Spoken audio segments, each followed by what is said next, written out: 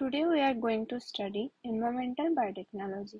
Environmental biotechnology में एक process आता है bioremediation. Then what is bioremediation? This is the biological alternative to incineration, soil washing and landfilling where organic compounds are degraded into harmless metabolic products with use of microbes and plants. There are generally two types of bioremediation. One is in situ bioremediation and another one is ex situ bioremediation.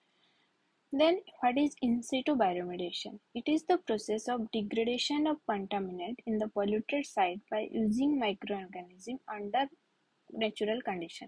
तो इन situ bioremediation क्या होता है? उसमें micro organism हम generally use करते हैं तो contaminate को डिग्रेड करने के लिए.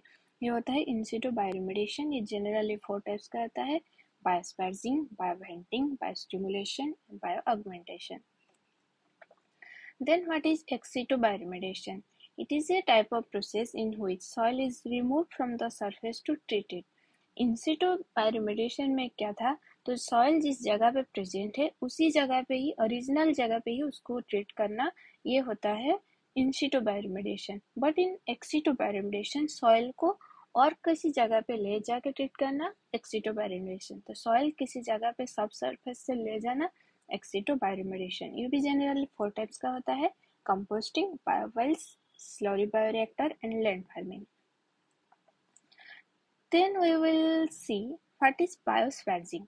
Biosphaging is an in situ bioremediation process in which injection of pressurized air and oxygen to stimulate biological breakdown of contaminant in soil and groundwater. तो biosphaging में क्या होता है? सॉइल एंड ग्राउंड वाटर में जो कंटामिनेंट है उसको degrade करने के लिए हम प्रेशराइज्ड एयर एंड ऑक्सीजन को इंजेक्ट करते हैं. यह होता है biosparging. Then what is biostimulation? It is the process in which we add nitrogen and phosphorus to enhance the metabolic activities of already present microbes.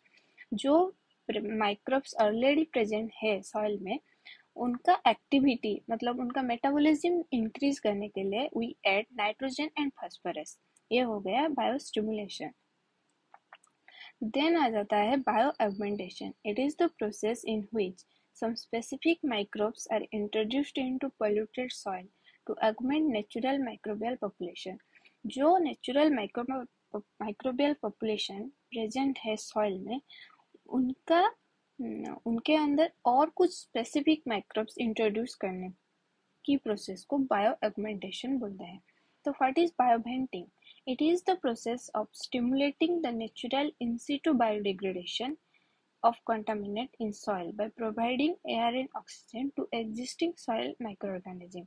ये एक प्रोसेस होता है जो नेचुरल इन सिटू बायोडिग्रेडेशन को स्टिमुलेट करने के लिए हम ऐड करते हैं एयर एंड ऑक्सीजन जो माइक्रो ऑर्गेनिज्म ऑलरेडी सॉइल में प्रेजेंट है. ये हो गया बायोवेंटिंग. देन आ जाता है composting. It is one type of ex situ bioremediation process in